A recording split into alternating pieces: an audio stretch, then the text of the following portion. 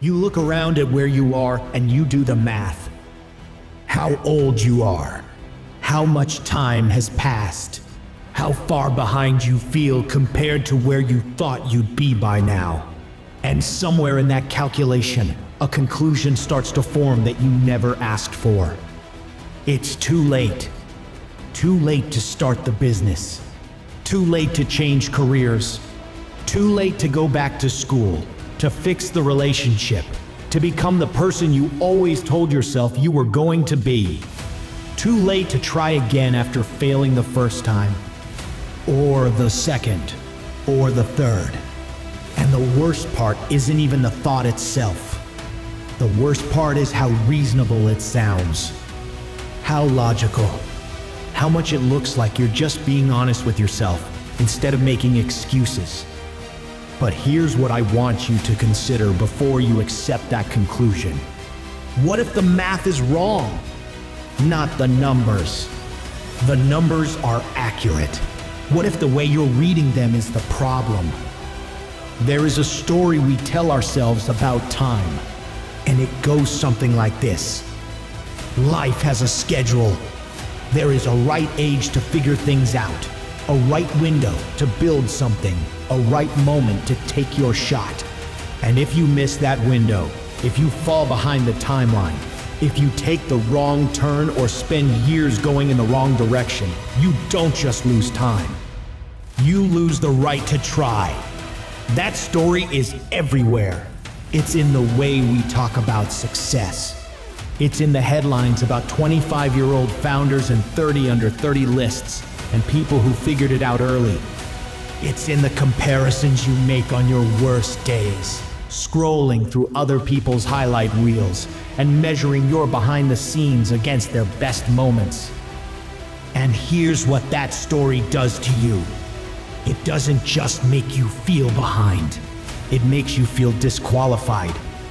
Like the race is still happening, but you're no longer allowed to run it. Like the only move left is to accept where you are and stop pretending there's somewhere else you could still go. And so, people stop. Not all at once. Quietly, they stop applying. They stop reaching. They stop telling people about the thing they still want because it feels embarrassing to want something you've convinced yourself is no longer available to you. They call it acceptance. They call it maturity. They call it being realistic. But a lot of the time, it's just fear with better vocabulary. Because here's the truth that the timeline story doesn't account for. The people who changed their lives dramatically, who built something real, who found their way after being completely lost, most of them didn't do it on schedule. Most of them did it late. Most of them did it after the window that was supposed to be their window had already closed. Most of them started over from a place that looked, from the outside, like a place you couldn't start from. The timeline was never real. It was a story. And you have been letting a story decide what's still possible for you. So here is the thing I want you to actually sit with. Starting over is not the same as starting from scratch.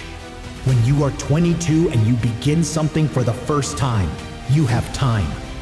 That's the one thing you have. You don't have experience. You don't have the scar tissue that teaches you what not to do. You don't have the clarity that only comes from having already tried and failed and figured out what you actually want versus what you thought you wanted. You just have time. And time without direction is not the advantage it looks like from the outside. When you start over at 30 or 40 or 50, you have something that 22-year-old version of you didn't have. You have context. You have hard-won knowledge about yourself. You know what burns you out and what lights you up. You know which sacrifices you can actually sustain and which ones sound good in theory but collapse in practice. You know the difference between the life you were performing and the life you actually want to be living. That is not a disadvantage. That is the most expensive education you can get. And you already paid for it. The question isn't whether you've lost time. You have. That part is true. The question is what you're going to do with the time that's still in front of you. Because here's what I've seen happen to people who decide it's too late. They don't find peace in that decision. They don't settle into contentment. They carry the weight of the unlived version of their life everywhere they go. It shows up in the bitterness that sneaks into conversations, in the way they discourage people who are still trying, in the quiet resentment that builds over years toward a life that feels like it happened to them rather than one they chose. That is a far heavier thing to carry than the fear of starting over. And starting over is genuinely scary. I'm not going to tell you it isn't. There is something deeply uncomfortable about being a beginner again. About not knowing what you're doing. About doing things badly at first, in public, while other people who started earlier seem to have it all figured out. It is uncomfortable. And it is also the only door that leads anywhere new. Think about what actually happens in the first year of starting something over. You are slower than people who've been doing it longer. You make mistakes that feel embarrassing in the moment. You have days where the gap between where you are and where you want to be feels so wide that you wonder if you were delusional to try. And then something starts to happen. Slowly, quietly. The way all real change happens. You get less bad, and then you get okay. And then one day you realize you've crossed some invisible line where you're no longer a beginner anymore. You're someone who knows what they're doing. Someone who has built something from nothing.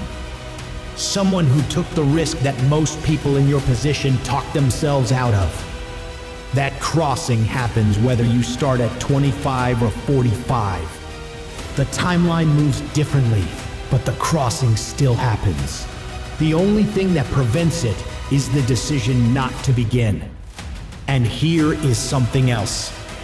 The people around you, the ones who seem so far ahead, the ones who make you feel like you've already lost the race, most of them are not as settled as they look. Most of them are also figuring it out. Most of them have their own version of the gap between where they are and where they thought they'd be by now. You are not as far behind as the comparison makes you feel. You are just measuring yourself against a highlight reel that was never the full picture. The full picture is this. You are still here. You still want something.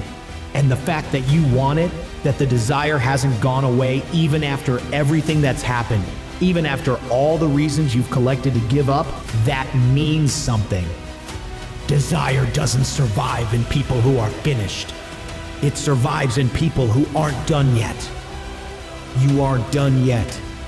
Here's the one thing I want you to do today. Write down the thing you've been telling yourself it's too late for. The specific thing. Not a vague idea of a better life. The actual thing. The career. The business. The degree. The relationship you want to rebuild. The version of yourself you gave up on when life got hard. Write it down. And then write the real reason you haven't started. Not the time. Not the age.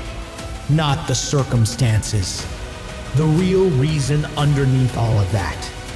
Because 9 times out of 10, the reason it feels too late isn't time. It's fear dressed up as logic. It's the very human terror of trying again and falling short again in front of people who are watching. It's the exhaustion of hope that's been disappointed before. And once you can name the real thing, once you can look at it clearly instead of hiding it behind the timeline story, it becomes something you can actually work with. Fear you can name is fear you can move through. Fear you've disguised as a reasonable conclusion is fear that runs your life from the background without you ever realizing it.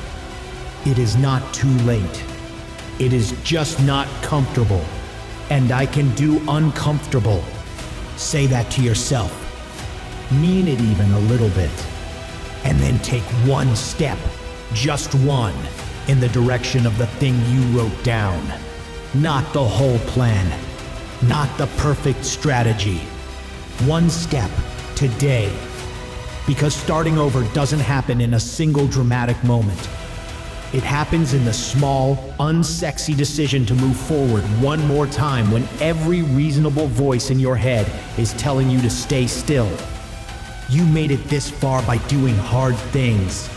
Starting over is just one more hard thing in a life that has already proven you can handle hard things. It is not too late. It is just your turn to begin again. The best time to start was then. The only time you have is now. These next videos will inspire you on your current journey.